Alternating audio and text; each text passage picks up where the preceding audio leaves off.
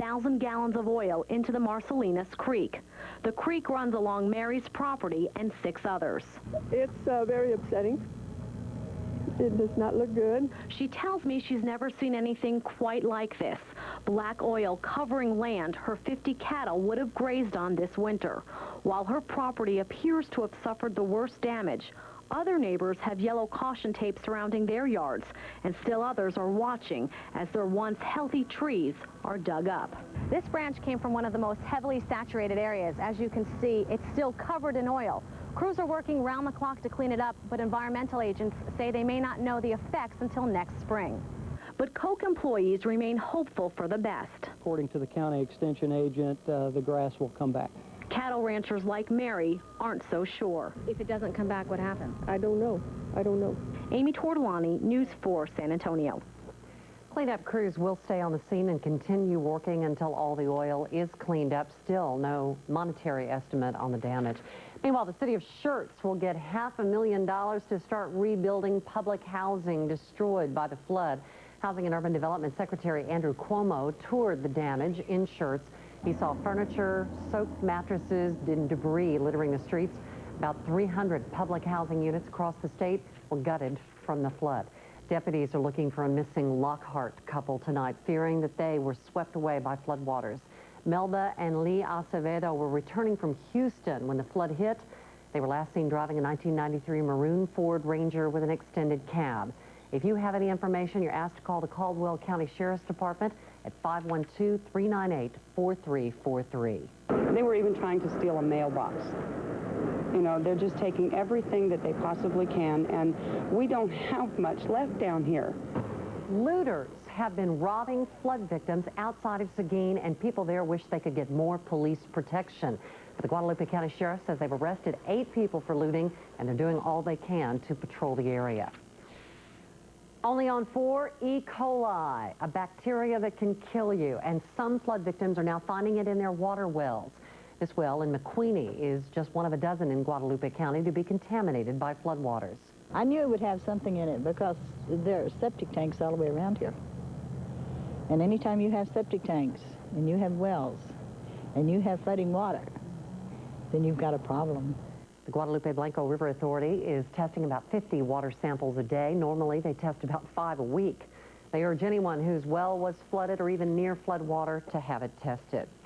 This is what people on the south side saw last Friday, raw sewage spewing from a broken pipe. The water company says the pipe broke when a nearby drainage creek flooded. Workers got it fixed over the weekend. Help is only a phone call away for flood victims. The Federal Emergency Management Agency, or FEMA, is working with Housing and Urban Development to help flood victims. FEMA's Disaster Assistance Office is not open to the public, but you can call 1-800-462-9029. Again, for assistance, 1-800-462-9029. With the flood so fresh in our memories, many of us are watching the hurricane that's brewing down in the Caribbean, including, of course, George Siegel. George? Deborah, this is one powerful hurricane, a Category 5 hurricane. Mitch, right now, sitting north of Honduras. There's a hurricane warning in effect for the entire coast of Honduras. Winds of 180 miles an hour and more from this storm. Now, where is Mitch going to go? Right now in the Caribbean, there are 2 different versions that the computer models are showing where Mitch could ultimately end up. One takes it right over the Yucatan Peninsula and out into the Gulf. The other takes it in a northerly direction into the Gulf. Either way, the storm is going to slow down and weaken slightly over the next few days. Still about 2 or 3 days away from the Yucatan Peninsula, Cancun, Cozumel. But we'll have to be watching this very close to see which direction it will go. Right now, all we can tell you is it's the 4th most powerful storm ever in the history of the Atlantic Basin in terms of hurricanes. Deborah? Thanks, George. And as George just said, Mitch is one of the strongest ever. We have pictures now coming in from Honduras, and forecasters are warning of life-threatening flash floods there. Mitch is tracking to the west-northwest, expected to cross the Yucatan Peninsula, and a San Antonio man on his honeymoon in Cancun called to let us know that he is bracing for the worst. We're trying to talk about getting a bus and get the heck out of here, but it's not looking like we can get anywhere because the place is already kind of flooded when we got here. I don't know if they've had a lot of rain or it's a rainy season or what, because I've never been to Cancun, but everything's already pretty much underwater. Kessler also says Mexican authorities are planning on closing the Cancun airport until the hurricane passes. He really knew how to throw a Thanksgiving dinner, but this year he will not be at the table. Raul Jimenez Sr. died today of heart disease. The well-known businessman grew up poor but never forgot his meager beginnings. He founded the Raul Jimenez Thanksgiving dinner nearly 20 years ago. He wanted to make sure that the elderly, the needy, and the lonely had somewhere to go. He did so much for us as a family. He did so much for the community. You know, he's a legend as far as I'm concerned. Jimenez's family says they will continue the annual dinners. It was their father's dying wish. A rosary for Raul Jimenez is set for Wednesday night at 7 o'clock at San Fernando Cathedral. A funeral mass is Thursday afternoon at 1:30 at San Fernando. A car slams into a school bus and one young man is dead. It happened this morning on Heath Lane, just off of Grissom Road. Fortunately, no children were on the school bus at the time. Kathy Garcia joins us live from the scene. Kathy? Well, Deborah, the folks who live in this neighborhood say they aren't surprised that there was an accident here on Heath Lane. They say more needs to be done to warn drivers about dangerous curves and to get drivers to slow down. They say the drivers go too fast here, even where the 40-mile-per-hour street is labeled 25 miles per hour because of a curve. Residents say drivers still speed. Probably about 50, 60, because you can hear them slam on the brakes. Joanne Gonzalez won't let her daughter walk alone near Heath Lane. She says the possibility of cars hitting things is just too dangerous. Our sign, the entrance of the subdivision, is made out of brick, and that was completely demolished. Just this morning, a teenager just 2 days shy of his 20th birthday died when his car veered into oncoming traffic and slammed head-on into a school bus. Police did not report speeding as a factor, but the accident happened on the same curve these residents say is dangerous. One man even put up reflectors on the back of his fence to warn drivers there are homes nearby. They've taken the turn and tried to avoid the fence and go into the trees in the back, on the opposite side, actually crossing lanes. Now, once again, police have not named speeding as a factor in this morning's bus accident, but the people who live around here want to use the occasion to draw attention to their plight. They say next they will approach the city about getting speed bumps put in. Reporting live on the northwest side, Kathy Garcia, News 4, San Antonio. Thanks, Kathy. He's got a record a mile long, and he's wanted for dealing drugs again. Tonight's crook on the run is Vincent D. Webb. He's 35 years old, 5'8", 160 pounds. He's wanted for making and dealing drugs and is known to frequent the northwest side. If you know where to find him, you're asked to call the Sheriff's Department at 270-6050. A controversial Southside priest is leaving his church for a while. Archbishop Patrick Flores today gave permission for Father Jorge Baistra to leave, to take a sabbatical. Baistra became controversial after allowing Native Americans to dance once a month at Mission San Juan Capistrano. Some parishioners didn't like it. Some of his supporters arrived at his meeting with the Archbishop. Our belief in the Catholic Church especially is we're all children of God. You know, and there's room for everyone. On the contrary, we should be united, not divided. Father Baistra leaves his church in December. A couple of parents are preparing for the final round in their custody fight with the state. It has been postponed until next month. Heather and James Clark have their children back, but still don't have full legal custody. 2 of their kids were taken from them by the state after a doctor reported signs of abuse. The Clarks had taken one of their twin babies to an emergency room. They say the baby's medical problems are not a result of abuse, but are due instead to being born prematurely. Concern tonight from the FBI that radical abortion opponents are on a campaign of terror.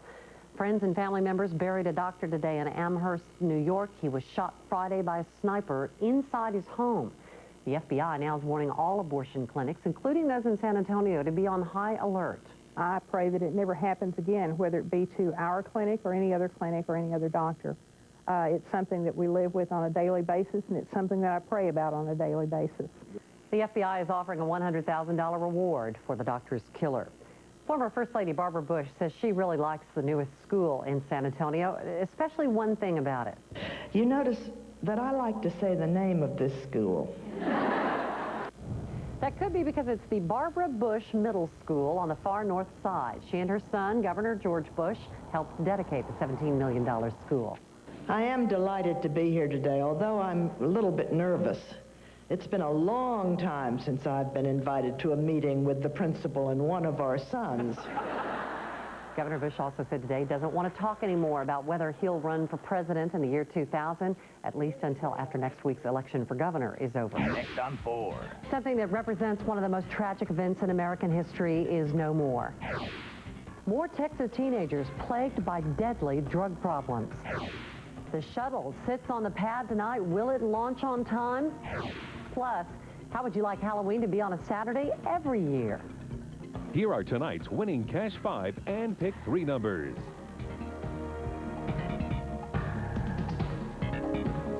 You're watching News 4 San Antonio with Deborah Daniels and Randy Beamer. I'm Deborah Daniels. And I'm Randy Beamer, and we want to say thank you. Thank you for helping the flood victims. Look at these incredible donations. Amazing how our community pulls together to help one another. Even our children understand how important that is. And a big hats off to all the local businesses here that put their profits aside and made flood relief their #1 priority. It says a lot about the character of South Texas. And a lot about what we can do when we pull together. South Texas, thank you. News 4 San Antonio is brought to you by Isuzu. It's like this. We like big engines, big tires, and riding up high. That's why we don't make cars. We think you'll see more of the world in a 215 horsepower Isuzu Trooper. Lease one for $289 a month for 48 months with $784 due at lease signing. Because the world is big. Cars just aren't.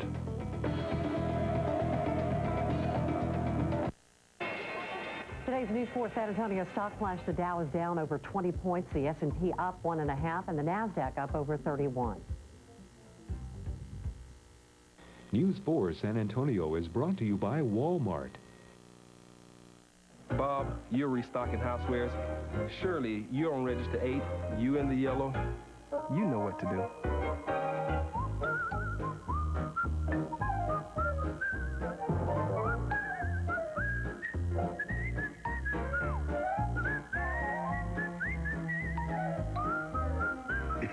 We're rolling back prices all over the store to save you even more. Always low prices, always Walmart. Guns One Simple Price, the no-hassle, no-pressure way to buy, just got even better with Guns' annual year-end clearance event. Not only will you get the same great buying experience in a totally stress-free environment, but Guns' already low prices have been reduced even further on a huge selection of write-down executive demos in every brand Gun offers. Just look for the year-end clearance price tags, but hurry, when these clearance vehicles are gone, the special prices are too. No hassle, no pressure, just Gun One Simple Price during the annual year-end clearance event at Gun. You're watching News 4 San Antonio. Many thought it was going to be removed. It's just being relocated. An emotional ceremony as the fence surrounding the Oklahoma City bombing site is moved. The fence had become an unofficial memorial to those who died in the blast. Family members of victims, rescue workers, and survivors helped move the fence, making way now for a permanent memorial. A tragic fire leaves 5 family members dead. Around Texas, the fire broke out last night in Marshall.